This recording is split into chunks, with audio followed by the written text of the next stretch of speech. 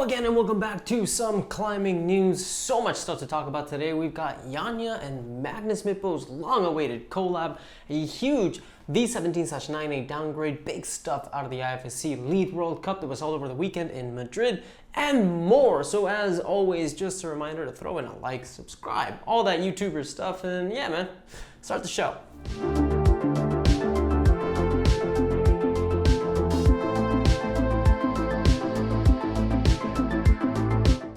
Starting us off today with Alizée Dufraisse, who, after having sent her second ever 8B+/V14 boulder last month, the climb Highlander in Susten Pass, Switzerland, which I somehow completely missed. I don't know how. Well, either way, I'm making it up to her by announcing she's just sent yet another 8B, this time the iconic Tigris in Magic Wood. This would be her 9th 8B boulder according to her 8A.nu boulder profile.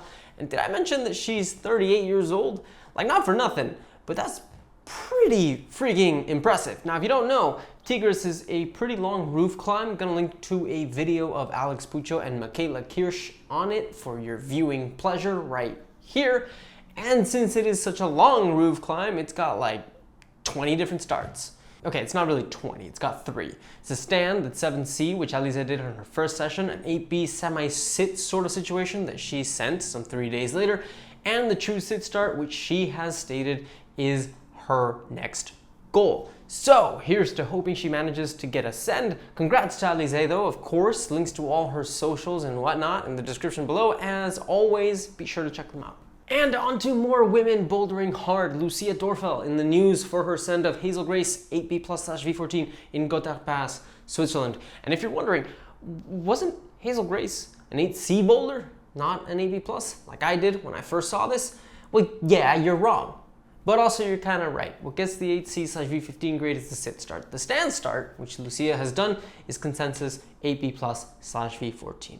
Anyways, this is a pretty big step in Lucia's climbing. It's her first ever 8B+, but that's honestly not because she's not strong enough, rather because she's basically devoted most of her time in training to comp climbing. Apparently some health issues she had kept her out of the World Cups this season, but allowed her enough time to go out, climb outdoors, and just look what happens when the strong plastic people get on rocks. It's no surprise they climb hard grades, right? Like they're training all day, every day. 6 sessions for Lucia to get this thing done, which is honestly not half bad. Huge congrats to her on her first 8B+ boulder. Got links to all of her social stuff down there if you want to check out more of her climbing, as always.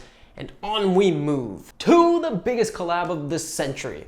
I mean, but not really. It was pretty highly anticipated though. And it was a fun video. Honestly, I've been kind of sleeping on Magnus's stuff lately. His content has pretty much just moved away from climbing, which is what I'm personally interested in, and onto more like, general fitness influencer things. Not necessarily a dig at him. He can do whatever he wants, and what he's doing is clearly working for him. I mean, he's got me beat by a lot. Just, it's not my cup of tea in general, except when he does collabs with the big climbers of the world. In this case, probably one of the best climbers alive right now, Janja Garnbret. And is there a lot to say about this video? Yeah. Mostly, I kind of just want to talk about some of the stuff that Janja says, particularly the fact that she believes hangboarding and strength training are overrated. And yeah, I couldn't agree more, to be honest. Checkmate lattice training, at least in my opinion, and seemingly in Janja's too, climbing is a skill sport. You get good by doing it a lot. And while hangboarding will help with strengthening fingers, there really is just nothing like spending time on the wall and really expanding your movement library. And I mean, who has a bigger library than Janja freaking Garnbret, right? Like, honestly, it just seems like the secret to her being so good is that she spends like 60% of her day, every day, climbing stuff that's harder than the boulders in the comps she ends up participating in. Which is honestly like such an obvious thing when you think about it. Like, of course the women's boulders feel easy to her. She's regularly climbing on boulders that are twice or even 3 times as hard. Like, yeah, of course she can do them. And yeah, all this to say is that the more I see of stuff like this, the more I'm fully convinced that the more you do of a certain thing in climbing, the better you will be at that thing, right? If you spend hours on a board, you'll be pretty good at boards. Not necessarily great at climbing hard stuff at like 20 or even 10-degree overhangs. Climb only overhangs, and as strong as your fingers might be, you won't be good at slab. Same vice versa, right? If all you do is slabs, you're gonna be bad at roofs. And then the other thing is Janja eating pizza, talking about her relationship with food. So many climbers have talked about disordered eating, and here's the greatest of all time, setting an amazing example. Kai Leitner would be proud. You don't need to weigh like a freaking feather in order to climb hard. Actually, you probably need a little bit of meat on your bones in order to, perform. So I mean, yeah, hats off to her for being as chill as she is, dude. She's like insanely likable. Girl doesn't seem to have an arrogant bone in her body, which is just crazy to me because, like, if someone was primed to think way too highly of themselves, it's Janja Garnbret. And yet, nah, she seems really freaking cool. Anyways, kind of want to pass the question on to you. Do you guys agree with Janja when it comes to the whole hangboarding is overrated thing? Is it more just a question of the fact that she has way more time to climb than probably anybody else on the planet? I don't know. Let me know in the comments below. And on we move to Charles Albert, having L'Ombre du Voyageur downgraded from 9A/V17 to freaking 8B+/V14 by Pietro Vidi. Yeah, there's a lot to unpack here. Okay, so first things first. This is not the first time Charles has a crazy hard boulder of his downgraded massively. You might remember No Capote Only, what was at one point supposedly Fontainebleau's hardest boulder, probably one of the hardest boulders in the world, being downgraded from 9A/V17 all the way to 8C by Nico Pelorzone. A guy who just, I mean, he cannot stress enough that he does not want Font to have a 9A boulder in it. My dude keeps downgrading all of them. Not the point though. The point is, on paper, something like this looks super bad for Charles, right? Both of his hardest boulders, both of his 9A proposals have been downgraded heavily. It's normal for people to speculate on whether or not he's out there inflating grades in order to, I guess, gain a following or something. Notoriety? I don't know.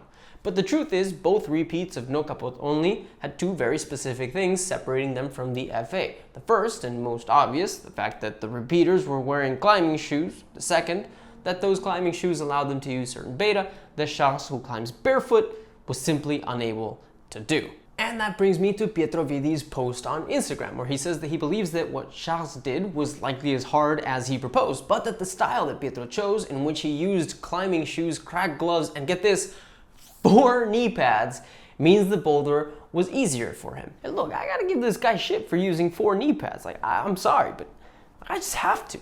I can't imagine what it's gotta take to add 4 knee pads to an online checkout cart and then hit buy. Or worse, you gotta go to 3 different people, 3 of your friends who, like, at the very least have a knee pad each, unless you have 2 of them yourself already. But then they already talk to each other, they probably know each other. You're gonna wonder what you're doing with them. I don't know. Or you have to talk to your sponsors. I'm embarrassed just thinking about it. And yeah, like I said, there's a chance he had 2 already, but then so what? Did he put on 2 and 2 or 1 and 3? Because it looks like he's got both legs padded in the picture. Oh, whatever. Honestly, props to Pietro for downgrading accordingly and not taking the points, but to a certain extent, your knee doesn't fit into the knee bar, dude. Suck it up. It's gonna be harder for you. Do it without it and take more points. Instead of 8B+, 8C, or 8C+, I don't know. Maybe he just couldn't do it. But just don't pull a Simon Lorenzi. Like what is the issue here? Are you scared that someone with longer legs will downgrade your climb the way you're downgrading Charles when they do it with a knee bar because you couldn't? Is that why you felt you had to stack 4 of them on there? I don't know.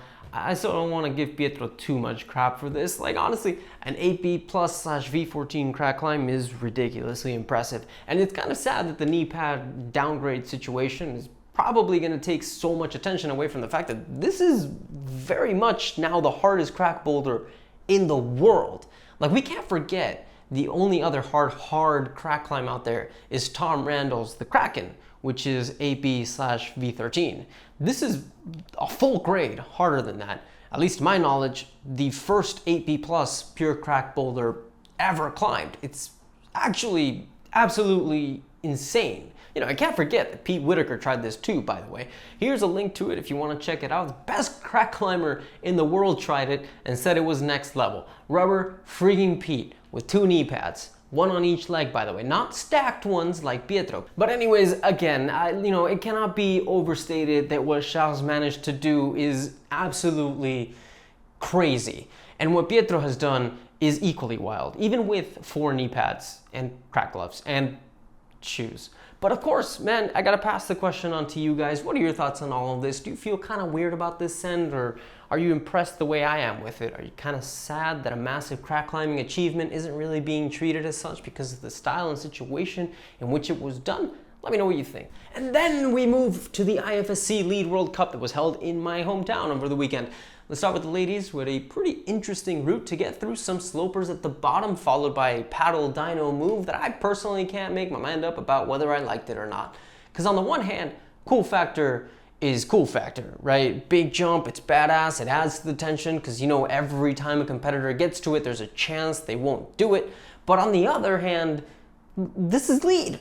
Competitors only get one chance at this, and a stopper low percentage move that takes out nearly half the finalists is also kind of lame. I don't know, I would love to know what you guys think. For some reason, I'm more leaning towards actually kind of liking that the dyno was there, even though I'm not usually a fan of them. But yeah, let me know in the comments for sure. And so we start with Eloise Dumont, who came in 8th place. An unfortunate foot slip on the paddle dyno meant her finals were over. Which again, like, I can't seem to make up my mind about this thing, because not only was it a big paddle, but it was also off a pretty slick foot, so yeah, you know, it's weird. 7th place for Chaeyeon Seo, who was also quite unlucky on the paddle dyno. Couldn't really tell if she read it wrong and tried to just hold the first hold instead of paddling, but not really something we'll probably ever know. One of the best climbers in the circuit being knocked out this early on a route is kind of an argument against moves like this, no? Then Rosa Reika, who came in 6th, was the last person to fall on the dyno. She just barely missed the good bolt on the second hold. She was very clearly disappointed and frustrated by the move. It's totally understandable. Moving on to 5th place, Manon Hili, a veteran competitor who we haven't seen in a final in a while. This was actually her 5th ever. Managed to get past the dyno with ease, but was ultimately defeated by a mean-looking mono a little further up. Then in 4th, Erin McBeast, who had a little bit of trouble reading the yellow section of the route, thing full of pinches and toe hooks and kind of a weird sequence that ultimately tired her out enough that she fell when her heel slipped on a rock up near the end. On to the podium, where Brooke Rabatou nearly fell on the jump, or maybe she didn't. Was she solid? Was she not? We're not sure. That thing looks kind of juggy, and we all know Brooke has the finger strength of a goddess. She was not falling there. Come on. At least I don't think so. But yeah, good on Brooke, looking incredibly solid throughout the whole route. Just a little bit gassed up by the end slopers and just not enough in the tank to really manage to throw hard enough for that last hold. Super solid return to comp climbing for her, and a well-deserved bronze medal. And then in silver, Laura Rogora, completely surprising me with how easily she made the jump move. Laura isn't particularly good at those things. We've seen her struggle on them a lot in the past, but it didn't really matter. She made it look like it was no big deal, and then just showed the world why she's one of the greatest sport climbers to ever live when she nearly topped the route, only falling, like Brooke, on the jump out to the final hold. Super well-deserved silver medal for Laura, who celebrated exactly as she should have. And then last up, because she killed it in the semis, was Annie Sanders, which, like, I know some competitors prefer being last, but man, I don't know if I'd like that. So much more pressure to perform, but either that pressure didn't matter or it helped, because Annie Sanders, who really only needed to touch the last hold of the route in order to get the gold medal, was actually the only one who managed to top the whole thing. An emotional finish for her, and with that, this not only becomes her first ever lead gold, but she also becomes the first ever American woman to win gold in both lead and boulder, which is just an honestly spectacular thing to witness. One for the history books and all that. And on to the men, who also had a weird little jump in the middle of their route, but it didn't really give anyone much trouble. Really, it was the extremely severe overhang in the middle of this route that took, well, pretty much every single competitor out. But yeah, starting in 8th place, Czechia's Jakub Konečný was participating in his first ever final. Dude looked pretty nervous as he started climbing, but slowly started to get the hang of things. I mean, makes sense, right? Who wouldn't get nervous in a situation like that? He fell trying to stick a weird bump compression thing on some slopers. In 7th place, an unfortunate and rather unexpected fall from Neo Suzuki, who looked super strong, doing crazy lock-offs and stuff. But yeah, I'm not sure what happened there. It looks like he might have just slipped while trying to adjust the left hand hold. All the Gumbies in the world feeling vindicated by the whole "stop adjusting on holds, it depletes energy" umbrella advice so many crappy coaches seem to love to give, so you guys win on that one for once. In 6th place, Shion Omara, falling on move V38 plus and beginning what I personally feel was the part of the route that was, shall we say, more than a little overcooked. Everyone basically fell in the same spot. This thing was charred to hell. It was very, very, very well done steak. But yeah, Xiong fell just a little bit past some zebra volumes, and again, it was a tough route, so not much to say. Sorato and Raku, a surprising 5th place this time, just unable to repeat his usual gold standard form. The Japanese superstar managed to get past a lot of the overhang, but he just chicken winged the double Gaston, super tired looking, couple mistakes here and there with his feet, gassed him out completely, and he fell going for a pretty solid looking crimp. Then in 4th, Colin Duffy had a similar mistake as Sorato and Raku with his feet on some big volumes, but just managed to get past him as his throw to the crimp landed him with 39 plus points. Then Satone Yoshida, who despite taking a really bad hit during the semis that had him literally taking an ambulance and everything, I don't really know what happened. It looks like he just smashed his hip into one of the holds and was feeling quite sore after a fall, but otherwise okay. He managed to get 3rd place. He fell in the exact same spot as Colin Duffy, but the fact that he did better in the semis is what ultimately guaranteed him the podium. Next, and in front of a home crowd, Alberto Ginés López climbed the route with a ton of uncharacteristic mistakes, foot slips all over the place, but ultimately he was able to have just enough juice in the tank to control the crimp that both Satone and Colin were unable to properly catch. Huge congrats for yet another medal in a World Cup for Alberto. And finally, an emotional Do-Hyun Lee with his first ever lead gold medal. This dude has managed 7 finals in his very short career. 1 silver in lead, and now this! He managed to catch the same final crimp, had it totally under control, and just enough power to throw for the next hold, putting the Korean at 40 plus, just enough to get past Alberto Ginés López. Huge congrats to the competitors, of course, and yeah, man, I'd love to know your thoughts on this last World Cup, especially the women's route, because again, I just can't seem to make up my mind whether I was into it or not. I had fun, but I don't know. Ultimately, I'm not sure if I liked it. But of course, that was some climbing news. Thanks again for watching. Just another quick reminder to throw in a like, subscribe if you haven't yet. It really helps me grow this channel, get these videos out to you. I will, of course, see you guys on Friday for your regular show, but until then, and as always, go climb some stuff.